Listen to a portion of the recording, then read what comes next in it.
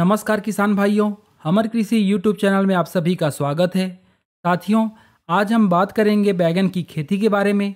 हम आपको बताएंगे कि कौन कौन सी ऐसी गलतियां हैं जिसे आपको नहीं दोहराना है, और अगर आप इस प्रकार की गलतियां करेंगे तो आपको बहुत नुकसान झेलना पड़ सकता है। तो साथियों, वीडियो को शुरू करते हैं और जानते हैं वे कौन कौन सी सावधानी हैं जिन्हें हमें बैगन की खेती के दौरान बरतनी चाहिए।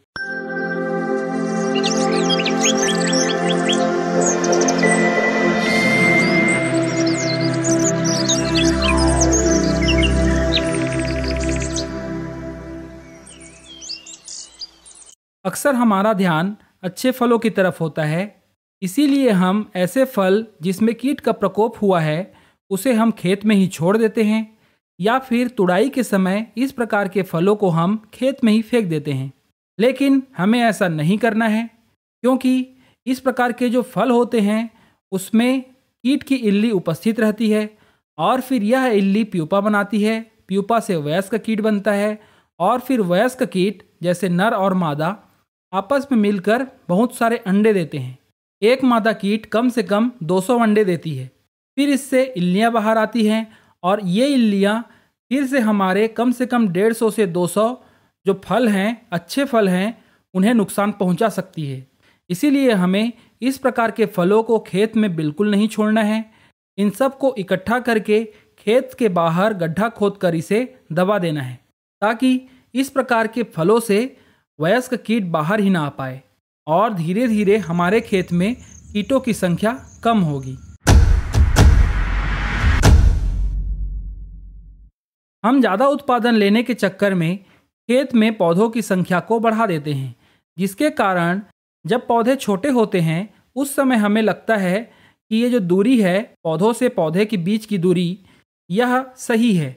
लेकिन जैसे जैसे पौधे बड़े होते हैं, इनमें ब्रांचिंग होती है, बहुत सारी शाखाएं निकलती हैं, बहुत सारे पत्ते निकलते हैं, फिर यह सघन हो जाता है, और फिर बीच में से हवा निकलने का भी जगह नहीं होता।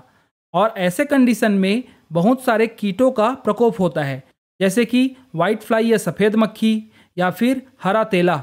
और ये कीट पौधे से रस चूसते हैं, और फिर हमारा पौधा कमज़ोर हो जाता है और ज़्यादा उत्पादन नहीं दे पाता। इसीलिए हमें पौधों को एक निश्चित दूरी में लगाना चाहिए, ताकि बीच में से हवा गुजरने का जगह हो और कीट का प्रकोप कम हो। तीसरी बड़ी गलती, हम जैविक कवकनाशी जैसे कि ट्राइकोडर्मा और सूडोमोनास का उपयोग नहीं करते हैं। ये जो जैविक कवकनाशी होते हैं ये बहुत सारे बीमारियों को कम करते हैं, जैसे कि विल्ट बीमारी। बैगन में 3 प्रकार का विल्ट आता है, जीवाणु विल्ट, फ्यूजेरियम विल्ट और वर्टिसिलियम विल्ट। और ये जो विल्ट बीमारी होती है इसके कारण से नुकसान भी बहुत ज़्यादा होता है, धीरे धीरे पूरे पौधे मर जाते हैं। बैगन में और भी कवक से बीमारियां होती हैं, जैसे कि रूट रॉट या तना सड़न या जड़ सड़न। इस प्रकार की बीमारी हमारे पौधों को मार देती है। आप इन पौधों को देख सकते हैं, इसमें विल्ट का कितना ज़्यादा प्रकोप है। धीरे धीरे बैगन के पौधे मरते जा रहे हैं और बीमारी बढ़ते जा रही है। अगर हम ट्राइकोडर्मा और सूडोमोनास का उपयोग करेंगे तो इस प्रकार की बीमारी नहीं आएगी। आपको ट्राइकोडर्मा और सूडोमोनास को अलग अलग अवस्थाओं में उपयोग करना है। सबसे पहले गोबर की खाद में इसे मल्टीप्लाई करके इसे खेत की तैयारी के समय डालना है। उसके बाद बीज उपचार के समय इसका उपयोग करना है। उसके बाद रोपाई से पहले पौधे की जड़ों को इनके सॉल्यूशन में 20 मिनट तक डुबा के रखना है, फिर रोपाई करनी है। और फिर ट्राइकोडर्मा और सूडोमोनास को ड्रिप के द्वारा या फिर स्प्रेयर से ड्रेंचिंग के द्वारा हर 15 दिन के अंतराल में उपयोग करना है। अगर पौधा छोटा है उस समय 15 दिन का अंतराल, और जब पौधा बड़ा हो जाए उस समय 1 महीने का अंतराल। और ऐसा करने से हमारे बैगन के पौधों में बीमारी नहीं आती है। चौथी बात जो हमें ध्यान में रखना है वह है उर्वरक के साथ हमें माइक्रोन्यूट्रिएंट्स या फिर सूक्ष्म पोषक तत्वों का उपयोग करना है। सूक्ष्म पोषक तत्व का अलग अलग फॉर्मुलेशन आता है, जैसे कि बायोविटा या फिर इफ्को का सागरिका। इसमें बहुत सारे पोषक तत्व होते हैं जो कि पौधे की वृद्धि के लिए आवश्यक होते हैं, क्योंकि यह जो बैगन का पौधा है यह 7 से 8 महीने का होता है और लंबे समय तक यह मिट्टी में उपस्थित है, जिसके कारण से मिट्टी में धीरे धीरे पोषक तत्वों की कमी हो जाती है।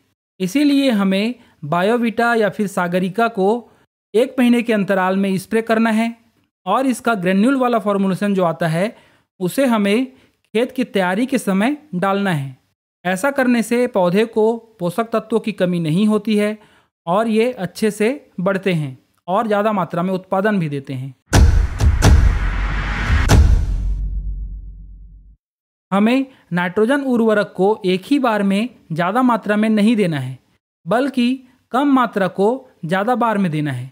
नाइट्रोजन का उपयोग करने से पौधे हरे हो जाते हैं और इनकी वृद्धि भी अच्छी होती है, लेकिन एक नुकसान यह है कि नाइट्रोजन उपयोग करने से पौधे की बीमारी और कीट से लड़ने की क्षमता कम हो जाती है। इसीलिए हमें नाइट्रोजन की कम मात्रा लेकिन ज़्यादा बार में देनी है, ताकि पौधे में एक ही बार में नाइट्रोजन की अधिकता ना हो। तो साथियों, जो हमने अभी 5 सावधानी के बारे में बात किए हैं, आशा करते हैं ये आपको समझ में आ गया होगा और यह वीडियो भी आपको पसंद आया होगा। तो फिर एक लाइक कर दीजिए और अपने दोस्तों के साथ भी शेयर कर दीजिए। इसी प्रकार की अच्छी जानकारी लेकर अब हम मिलेंगे अगले वीडियो में। तब तक के लिए धन्यवाद। जय हिंद।